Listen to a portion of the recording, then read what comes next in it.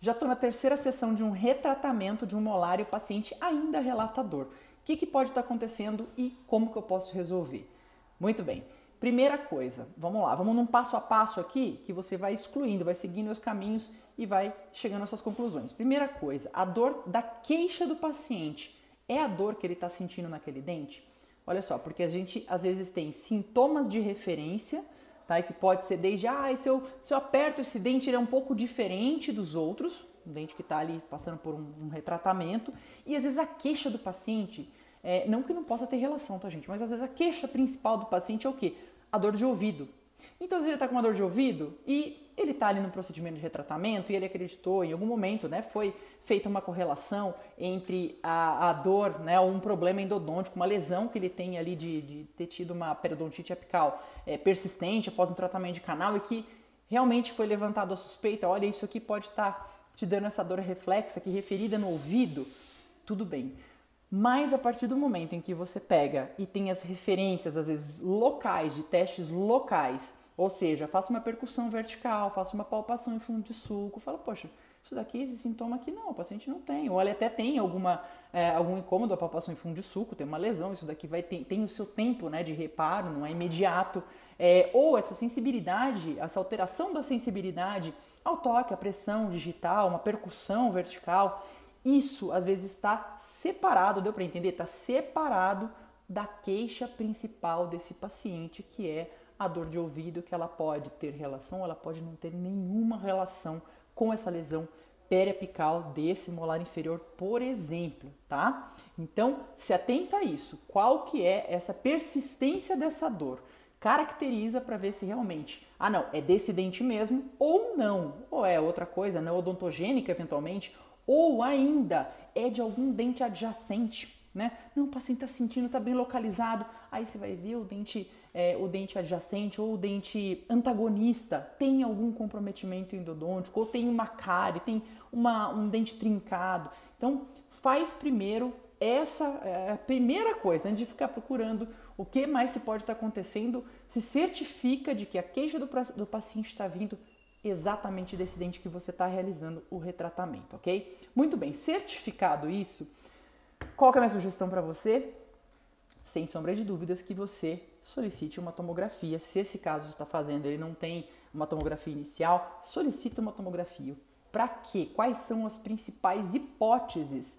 Se você acha que ali clinicamente você mandou bem ali na remoção de gutapercha, limpou melhor do que estava antes, chegou, deu patência em todos os canais, não teve nenhuma dúvida ali, faz a tomografia para você ver hipóteses, anatomia, tá? Complexidades anatômicas, iatrogenias, né? ou erros de procedimento do tratamento anterior, como desvios, às vezes uma fratura de instrumento, alguma coisa ali que passou batido de alguma forma, enfim, que teve às vezes uma comunicação, uma perfuração em algum ponto, né? Então faz todo esse estudo daí das hipóteses, sim, que podem ser referentes àquele dente, se alguma coisa de anatomia, se alguma coisa de desvio, perfuração, você vai ver se existe alguma possibilidade de resolução via canal, né? Ou, infelizmente, aí você precisa lançar mão de outras possibilidades, dependendo da localização, até pensar ali numa cirurgia parendodôntica, né? Ou, se for o caso também, de uma das hipóteses é o quê?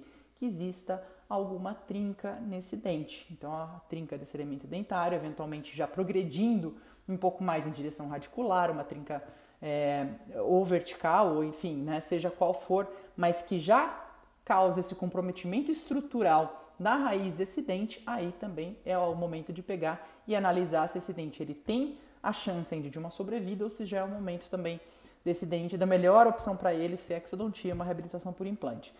Uma outra possibilidade é ainda na parte das trincas, mas não uma trinca que vai para essa direção mais longo eixo do dente, mais vertical, que são, às vezes, algumas trincas de cúspide, trincas em direção mais oblíqua, e que essas sim, elas têm um diagnóstico muito mais difícil, e em alguns casos é necessário aí a paciência, né, do paciente junto ali com todo o seu estudo, esmiuçando, tirando ali da frente, tirando da mesa todas as outras possibilidades, né, fazendo um diagnóstico por exclusão, E às vezes chegando até o momento de pegar e falar, não, pera lá, que via canal isso daqui tá feito tudo o que tinha que ser feito, não tem nenhuma dúvida e não tem nada muito evidente, né, no sentido de ter uma trinca oblíqua, aí seria uma fratura uma trinca de cúspide nesse momento, e esse paciente aí, às vezes, a gente finaliza um tratamento endodôntico e segue acompanhando daí essa outra hipótese, né, da questão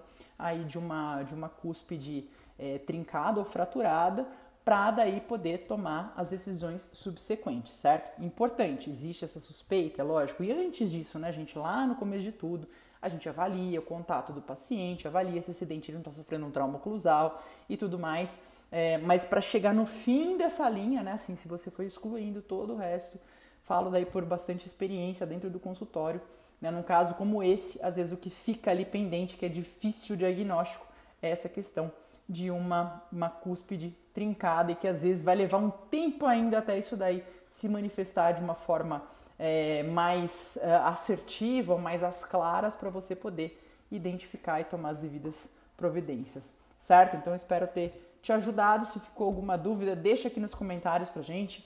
É bastante importante também se você tem alguma bagagem nesse sentido, quer compartilhar algum caso que fugiu um pouco do que a gente conversou aqui, alguma outra hipótese, compartilha aqui, né, em nome dos colegas que assistem aqui o canal, também dos pacientes que buscam informações de fontes seguras. Sempre agradeço o seu compartilhamento, tá certo? Deixa o seu like no vídeo e a gente se vê na próxima.